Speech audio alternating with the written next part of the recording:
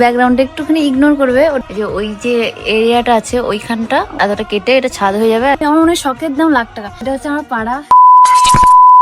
এই যে কালকের ব্লগে আমি দেখিয়েছিলাম, ফাইনালি অনেকদিন পরে আমি আমার একটা পছন্দের ক্যামেরা নিয়েছি, আর সেটাই আনবক্সিং করতে করতে হঠাৎ করে দেখি আমাদের মাথার উপর থেকে একটা হেলিকপ্টার পেরিয়ে যায়, যেটা দেখে আমাদের মুখের শুধু রিয়াকশনটা দেখো।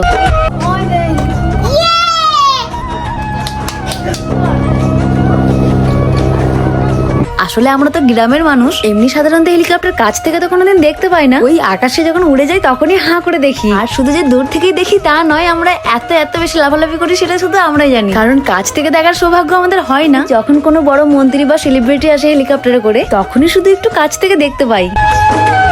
আর আমাদের বা বেশিরভাগ গ্রামের মানুষেরাই হেলিকপ্টার বা প্লেনে চাপতে পারা মানে একটা বিরাট বড় স্বপ্নের ব্যাপার। এই যে এটা আমি নিয়েছি, কিন্তু এটা আমি চালাতেই পারছি না। নিয়ে তো নিয়েছি, বাট আমি কি করে কি চালাবো না চালাবো কিছু বুঝতে পারছি না। ওই জন্য ভাবলাম যে একবার বাইরেতে যাই, হ্যাঁ একবার ট্রাই করে দেখি যে আমি চালাতে পারছি কিনা, বা আমার ভাই চালাতে পারবে কিনা। না চালাতে পারলে বুঝতে পারছো কতটা অসুবিধা হয়ে যাবে। তো প্রথমবার বলে হয়তো মেবি আমরা পারছি না, বাট চেষ্টা করলে সব জিনিসই পারবো। চেষ্টা করলে তো সব জিনিসই পারা যায়। আমার এটা সেট আপ করতে অনেকক্ষণ সময় লেগে গেছে। কেউ কি হচ্ছে ঘুরে যাচ্ছে, বাট এটুকু বলতে পারি যে ক্যামেরাটা জাস্ট ওয়াও আছে, ভালো। যদি আমি চালাতে পারি তাহলে ভালো। আমি আর ভাই তখন থেকে বসে বসে লুড়বুড় করছি, সেট আপ করতেই পারছিল না। প্রথমবার যা হয় আর কি। তারপরে ইউটিউবের ভিডিও দেখে কোনো রকমের সেট আপ করলাম, সেট আপ করে তখন চালাতে পারছি না ঠিক করে। আমি ভাবলাম যে না, আজকে একবার বাইরে গিয়ে দেখে আসি কেমন কি পারি না পারি। আমার ব্যাকগ্রাউন্ডটা একটুখানি ইগনোর করবে, ওটা ভেঙে যায়নি, ওটাকে ভাঙা হয়েছে। ওটা হচ্ছে বড়মাদের বাড়ি, বড়মারা ছাদ করবে। এটা হচ্ছে আমাদের একসঙ্গে বাড়ি।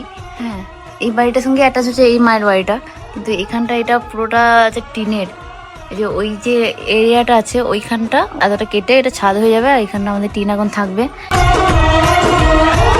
কেননা প্রথমে তো আমরা ভাবিনি যে কোনোদিন বড়মারা কোনোদিন বা আমরা কোনোদিন ভাবিনি যে আমাদের বাড়িতে ছাদ হতে পারে। এখন তো সব চারদিকে সবার বাড়ির ছাদ, শুধুমাত্র আমাদেরটাই টিন আছে। এখন মিস্ত্রি বলেছে নিচে থেকে পিলার দিয়ে তবে ওটা ছাদ হবে, না ছাদ হবে না। তো ওই জন্য এটার উপর ভেঙে দিতে হচ্ছে, ভেঙে নিচে থেকে পিলার এরকম তুলে এটা ছাদ হবে।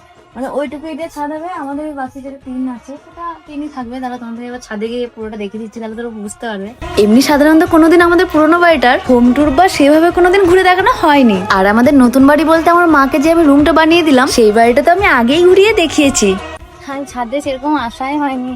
এগুলো মা কত কি গাছ লাগিয়েছে, মা যেহেতু গাছ প্রচুর ভালোবাসে, তো মা এই গাছগুলো সব লাগিয়েছে। তোমাদেরকে দেখাই সব। তুমি বলো সবসময় যে দিদি হোম ট্যুর দাও, তোমার পুরো বাড়িটা হোম ট্যুর দাও। শুধু মায়ের ওইটুকু বাড়িটা হোম ট্যুর দিয়েছিলাম। আসলে কি বলতো, সবাই তো সমান হয় না, নানান মানুষের নানান রকম কথা বলে, তো আমার খারাপ লাগে। ওই জন্য আমি থাক বাবা, আমার যদি এই বাড়িটা দেখাই, কেউ যদি কিছু বলে দেয় এই গাড়ি কিনছো, বাড়ি করার নাম নেই, অনেক কিছু বলে না। তো আমি সবসময় কি আমার শখটাকে, আমার মনে হয় শখের দাম লাখ টাকা। আগে আমার শখ, আমি ধরো একটা বড় বাড়ি করে নিলাম, ঠিক আছে, কিন্তু আমার আব্বুর ধরো শখ অন্য কিছু। তখন আমি যদি ওটা না করতে পারি, ধরো আবার এই যে বয়স, এখন আস্তে আস্তে মানুষের বয়স হয়ে যাচ্ছে, তখন যদি আমি সেই শখটা পূরণ করি, তখন কোনো কাজে লাগবে? আমার মনে হয় না যে তখন কোনো কাজে লাগতে পারে বলে। আমার মনে হয় বয়স পেরিয়ে যাওয়ার পর শখ পূরণ করার কোনো মানেই হয় না। তো এই যে এই বাড়িটা হলো আমাদের। প্রথমবার আমি তোমাদেরকে আমাদের বাড়িটা দেখাচ্ছে। এটা হচ্ছে আমাদের পুরো জয়েন্টের বাড়িটা। ওই দিকটা বড় মাদের বাড়ি, এই দিকটা আমাদের বাড়ি। ওই যে ওই দিকটা ওইখানটা থাকতে হবে, আর এইখানটা আমাদের এখন টিনই থাকবে। টিনগুলো অবস্থা খারাপ হয়ে গেছে, পুরো জং ধরে গেছে। মনে হচ্ছে হয়তো আর কিছুদিন পরেই ছাদ করে নিতে হবে, নয়তো টিনগুলো পাল্টে নিতে হবে। তার কারণে এই টিনগুলো মনে হচ্ছে বেশি দিন যাবে না। আর যখন বৃষ্টি হয়, তখন কখনো যদি ব্লগ বানায়, সেই সময় যদি বৃষ্টি হয় তাহলে দেখাবো। নাটের ওইগুলো থেকে একটুখানি ফুটো আরে কিছু একটা হয়ে গেছে, তো ওইখান থেকে বৃষ্টির জল পড়ে টপ টপ করে বিছানায় পড়ে, বিছানা পুরো খাটে এরকম তুলে আমাকে রেখে দিতে হয়। তো এটাই হচ্ছে আমার বাড়ি। আমি সত্যি কথা বলবো, আমি এই বাড়িটা বানিয়েছি, ঠিক আছে, আমার এই বাড়িটার মধ্যে হচ্ছে সুখ, শান্তি, এটার মধ্যে আমার কিছু হয় না। ছোট থেকে আমি এটাতে বড় হয়েছি বলে আমার এটাই ভালো লাগে। যেমন হোক, ভালো হোক খারাপ হোক, আমার এটাই বেস্ট। কারণ যখন এটা মাটির বাড়ি ছিল, তখন থেকে আমি এখানে ছোট থেকে বড় হয়েছি। অবশ্য এখন সব আস্তে আস্তে পাল্টে যাচ্ছে। এটা হচ্ছে আমার পাড়া। আগে এগুলো সব অন্যরকম ছিল, এখন সব পাল্টে যাচ্ছে।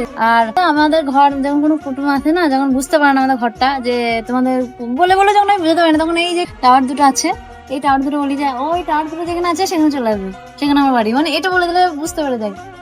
টাওয়ার আমার বাড়ি আসলে অন্তত এইটুকু কথা আমি দিতে পারি। আমার কিছু ভালো হোক না, আমার বাড়ি হয়তো ভালো না, কিছু নাই, টাওয়ার যা আছে আমার ফোনের পুরো 5G, যেই সিম হোক, তোমার ভোডাফোন হোক, জিও হোক, এয়ারটেল হোক, যাই হোক 5G ধরতেই হবে। যাই হোক, আমাদের বাড়িটা তোমাদের কেমন লাগলো একটু জানিও। তো যাই হোক, আর হাতে বেশি টাইম নেই, বেশ সন্ধ্যা হয়ে গেলে আমি বুঝতে পারবো না আসলে ক্যামেরাটা কেমন কোয়ালিটি কি কিছু। আমাকে আবার ওটা চালানো জানতে হবে, নয়তো সমস্যা হয়ে যাবে। ফোনে ইজি, বাট এই যে ফোনটা তখন ধরে থাকতে হয়, হাত ধরে যায়, কিন্তু ওটাতে ওই জিনিসটা আর হবে না। হ্যাঁ, ঠিক তার জন্যই আমি ওই ক্যামেরাটা নিয়েছি। আর এই যে এটা হলো পূর্ণিমা, যে সবসময় দরমার উপর চেপেই বসে থাকে। কি বলতো, কিছু কিছু মানুষ আছে যারা ঠিক মতো কারোর ব্যাপারে কিছু না জেনে সেই মানুষটার মনে আঘাত দেওয়ার জন্য যা নয় তাই বলে দেয়। আচ্ছা, তোমাদেরকেও কি কেউ কোনোদিন আঘাত দিয়েছে?